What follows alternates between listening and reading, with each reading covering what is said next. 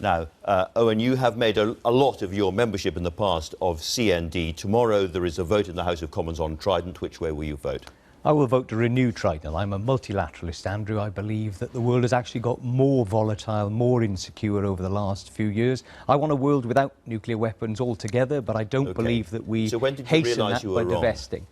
About 15 years ago. You know, it's been a long while since I realised that we need to retain it until we can use it as a bargaining chip to get everybody to get rid of their nuclear weapons. The nuclear deterrent only works, of course, if the Prime Minister of the day is prepared to press the button and annihilate possibly millions of people. As Prime Minister, would you press the button under certain circumstances? You've got to be prepared to say yes to that, Andrew. That's absolutely right. And it was a mistake of Jeremy. Jeremy Corbyn says it was a mistake of Jeremy to say that. And I understand why, of course, it's a terrible thought for anyone. He has a principled objection to nuclear weapons. You don't.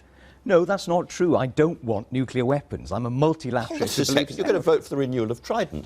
I am.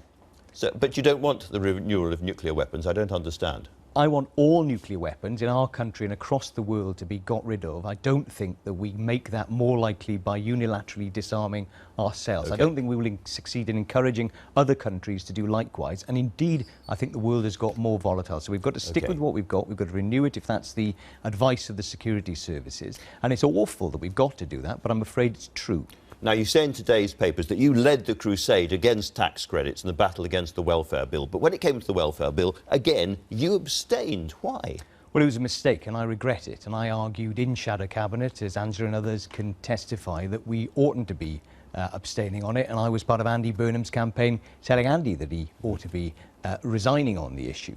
The truth is, it was a mistake. I'm pleased that when I then became DWP Shadow Secretary, I did lead the campaign. I did change our position. We opposed the welfare bill outright. We opposed it line by line. I led the campaign against tax credits, and we succeeded in getting those tax credits reversals overturned, as we succeeded under my leadership in getting the PIP cuts to disabled people overturned. I'm very, very proud of that, Andrew. Now, you say that you're a man of the left in Labour Party terms. You're a left-wing candidate. Would you raise taxes on the people at the top of society, the richest, in order to do the things that the people at the bottom of society desperately need doing? I think we need to completely overhaul our tax system. I think one of the things... Tell me about that, then. So yes, I think the reality is one of the things that we've been far too timid about in the Labour Party for a long time is our taxation system. It isn't progressive. People at the lower end of the income spectrum... higher income tax for the rich. Well, I think certainly I'd go back to a 50p rate tomorrow because I think that is absolutely the right thing to do. But there are other elements of taxation. Why on earth are capital gains being taxed at 20% when the highest rates of income tax are at 45%? That seems to me to be completely anomalous. It doesn't seem to be progressive. It's not Labour, I think, for us to have that sort of a tax system.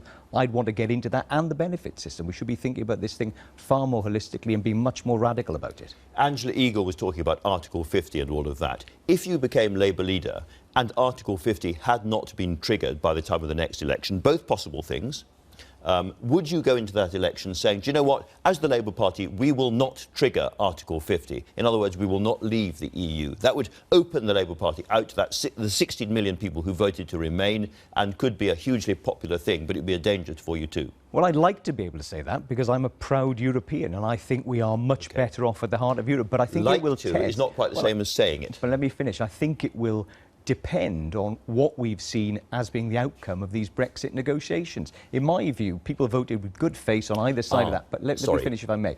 But I don't think many people in this country knew precisely what the outturn was going to be. We've now got a period over the next 18 months to look at it, to determine it's whether what we want. Forgive we me, can trust I'm asking you something slightly again. I'm asking you something slightly different because we only get the outcome of the negotiations after we have triggered Article 50. Now, if Article 50 is delayed until after a general election, if Theresa May looks at the chaos in the Labour Party and says, do you know what, I'm going to go for a general election, and Owen Smith is the leader of the Labour Party, you could go into that election saying, do you know what, if you elect me, I will not trigger Article 50, and therefore there won't be those negotiations and we won't leave the EU.